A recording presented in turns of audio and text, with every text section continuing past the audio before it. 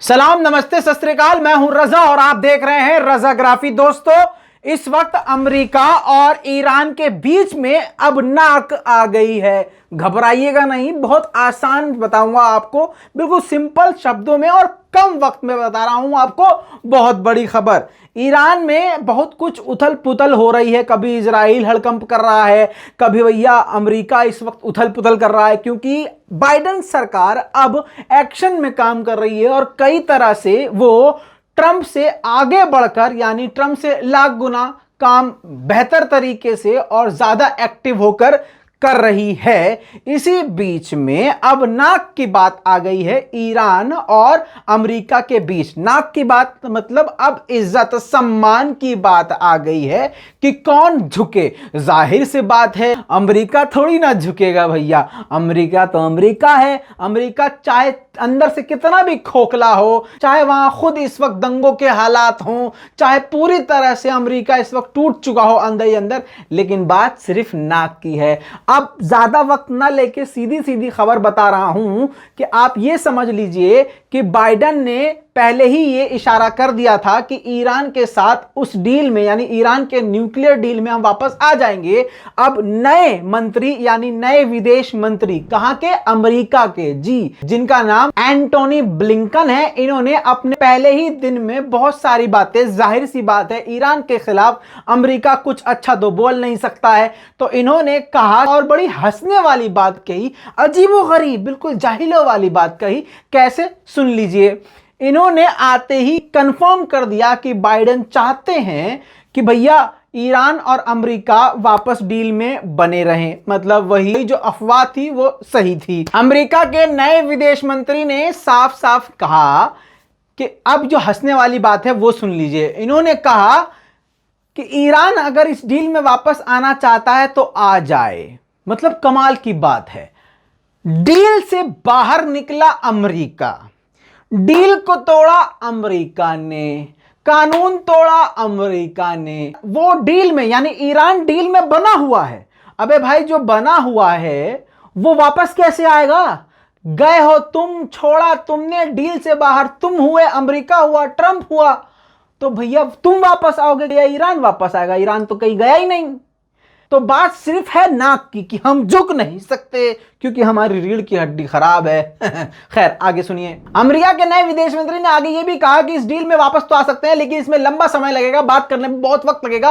और तो और इन्होंने, नए चच्चा ने ये बात और कही है, इस डील में आगे हम बनेंगे तो इसमें हम नया कानून बनाएंगे, यानी नए पॉइंट्स, स्ट्रॉन्ग पॉइंट्स ऐड करेंगे, यानी और भी तरह की पाबंदियां ईरान पर लगाएंगे और बहुत ही स्ट्रॉन्ग एग्रीमेंट बनाएंगे। अब भैया इनको जो बकर बकर करना थे तो बक चुके, लेकिन आपको क्या लगता है ईरान इनकी बातों में? अबे जब ईरान ट्रंप के आगे नहीं झुका, ट्रंप की धमकियों के आगे नहीं झुका, ट्रंप के सारे प्लान्स फेल हो गए, उल्टा ट्रंप की हालत पूरी दुनिया देख रही है, तो क्या ये जुम्मा जुम्मा 4 दिन से आए बने हुए नेता विदेश मंत्री के सामने ईरान घबराएगा? नहीं। ईरान के विदेश मंत्री जवाद जरीफ ने पलट कर ट्वीट किया और इनको मेंशन कर दिया, चच्चा को, और साफ साफ कहा कि भैया हम तो कहीं गए नहीं थे, हम तो इस डील में बने हुए, हम तो कानून का भी पालन कर रहे थे, सारी दुनिया जान रही है, हमने कोई लॉ नहीं तोड़ा, तुमने लॉ तोड़ा। अमेरिका इस डील से वापस निकला तो आना तुम्हें चाहिए, ना कि हमें। यानी हम तो कहीं गए नहीं, तो हमें इस डील में वापस आने का कोई मतलब ही नहीं बनता। तो सोचना चाहिए आपको। साफ तौर से ईरान ने कोई खुशी नहीं जिताई है कि अरे अमेरिका हमारे साथ डील में वापस आ रहा है। मतलब ऐसी कोई एक्साइटमेंट नहीं दिखाई। अमेरिका को कल भी ईरान जूता समझ रहा था और आज भी जूता ही समझ रहा है। जवाद जरीफ ने आगे ये भी कहा कि भैया, ट्वीट में खूब जलील किया दबा के उनको साफ तौर से कहा कि रियलिटी जरा चेक कर लें। अमेरिका खुद डील से बाहर निकला है, हमारे पैसे रोक लिए, हमारी दवाइयां रोक ली, मेडिकल सर्विसेज रोक लिए, और तो और हमारे पैसे जो कि और भी जगह पर इस्तेमाल करने थे, मेडिकल सर्विस में इस्तेमाल करने थे, और वो भी जब्त कर लिया, सामान भी जब्त कर लिए। जितना वो पाबंदी हम पर लगा सकता था, मैक्सिमम प्रेशर ट्रंप वाला कर सकता था, मैक्सिमम प्रेशर जो बना सकता था उसने बनाया। लेकिन आज ट्रंप की मैक्सिमम पॉलिसी का हाल खुद दुनिया देख रही है कि ट्रंप का क्या हाल हुआ है।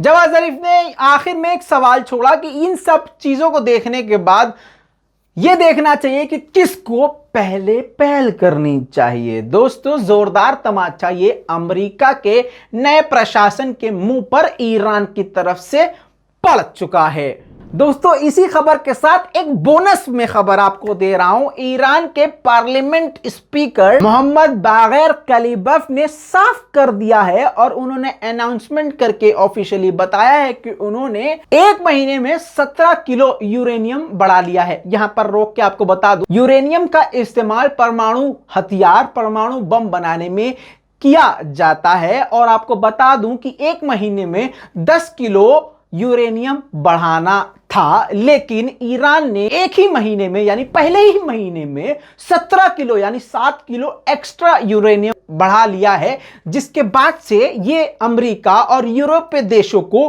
बात हजम होने वाली नहीं है, बल्कि उनकी नींद हराम होने वाली है। इससे होगा ये कि ईरान बहुत जल्दी परमाणु हथियार बनाने के लिए तैयार हो जाएगा। शॉर्ट में यह समझ लीजिए कि जो टारगेट था उनका, उससे ज्यादा यूरेनियम को अचीव कर लिया है। दोस्तों, इस पूरी रिपोर्ट के बारे में आपका क्या कहना है नीचे कमेंट में जरूर लिखिएगा। इस वीडियो को हर जगह शेयर कीजिएगा, क्योंकि आपका भाई सिर्फ यूट्यूब पे डाल के भूल जाता है, अगले रिपोर्ट पे काम करता है। अब यह आपकी जिम्मेदारी है कि इसको व्हाट्सएप पे, टेलीग्राम पे, सिग्नल पे, बिप पे, फेसबुक पे, भैया जहां मर्जी शेयर करो, लेकिन शेयर करो। इंस्टाग्राम पे फॉलो करिए ताकि आपको हर छोटी बड़ी अपडेट यहां भी मिलती रहे। उम्मीद करता हूं लाल बटन दबा के आप चैनल को सब्सक्राइब कर लेंगे, ताकि दुनिया की बड़ी बड़ी खबरें कम से कम वक्त में आपको इसी तरह से आसान जबान में रोज मिलती रहे। वो खबरें जो आपको अखबार में, टीवी में नहीं नजर आती। मैं हूं रजा, गोदी मीडिया की सजा। चैनल को सब्सक्राइब कीजिए,